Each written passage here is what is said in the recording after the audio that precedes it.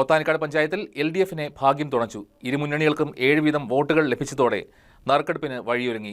നറുക്കെടുപ്പിലൂടെ 11ാം ward member PK James panchayat president സ്ഥാനത്ത് എത്തുകയായിരുന്നു. ഒടുവിൽ നറുക്കെടുപ്പ് തുണച്ചു. ഭാഗ്യത്തിന്റെ കടാക്ഷത്തിൽ പോത്താനിക്കാട് പഞ്ചായത്ത് LDFിന് ലഭിച്ചു. 11ാം വാർഡിൽ നിന്നുള്ള LDF സ്ഥാനാർത്ഥി PK ജെയിംസിനെ പഞ്ചായത്ത് പ്രസിഡന്റായി തെരഞ്ഞെടുത്തു. 6-7 എന്നതായിരുന്നു വാർഡുകളിലെ നില. ഇവിടെ സ്വതന്ത്രനായി മത്സരിച്ച വിൻസെന്റ് മെക്കുന്നേൽ UDFിലേക്ക് എത്തുകയായിരുന്നു. LDF പ്രസിഡന്റ് സ്ഥാനം നൽകാമെന്ന് ഉറപ്പു നൽകിയിട്ടും LDFിനൊപ്പം നിൽക്കില്ല എന്ന തീരുമാനമായിരുന്നു അദ്ദേഹം കൈക്കൊണ്ടത്. ഇതോടെ 7-7 എന്ന നിലയിലേക്കെത്തി. ഇതുമൂലം നറുക്കെടുപ്പ് വേണ്ടിവന്നു. ഒടുവിൽ LDFിന് നറുക്കുവീണു. PK ജെയിംസ് പഞ്ചായത്ത് പ്രസിഡന്റായി തെരഞ്ഞെടുക്കപ്പെട്ടു. താലൂക്കിലാകമാനം LDFിന് ഏറ്റ തിരിച്ചടിക്ക് ഒരു താൽക്കാലിക ആശ്വാസമാണ് നറുക്കെടുപ്പിലൂടെ ഇടതുമുന്നണിക്കും CPMനും കൈവന്നിരിക്കുന്നത്. പ്രസിഡന്റായി തെരഞ്ഞെടുക്കപ്പെട്ട KP ജെയിംസ് എന്ന ഞാൻ നിയമാനുസരണം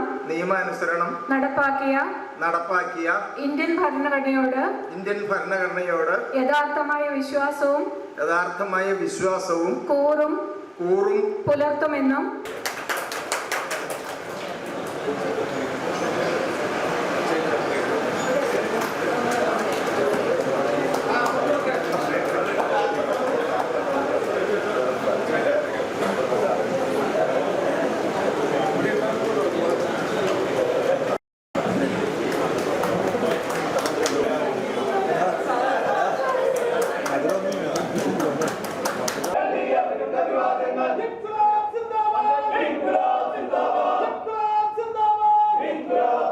കഴിഞ്ഞ 10 വർഷക്കാലമായി ഈ പോത്താനിക്കാട് ഗ്രാമപഞ്ചായത്ത് UDFിൻ്റെ നേതൃത്വത്തിലാണ് ഭരിച്ചുകൊണ്ടിരുന്നത്.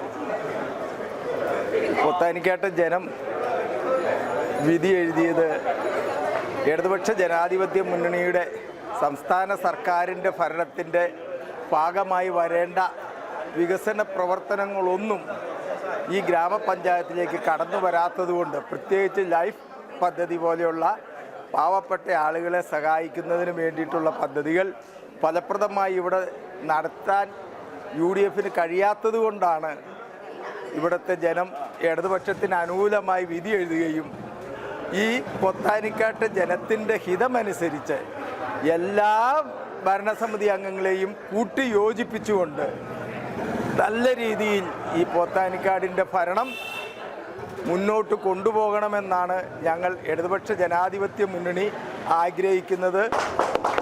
News desk KCB news.